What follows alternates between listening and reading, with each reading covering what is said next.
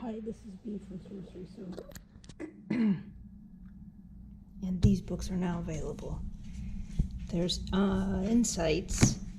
There's help to get your creativity mastered, flowing. There's soap dough. You probably will learn about soap dough along the way and see some pretty cool pictures.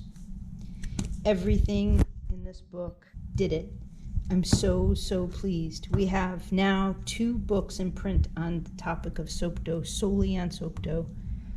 But this one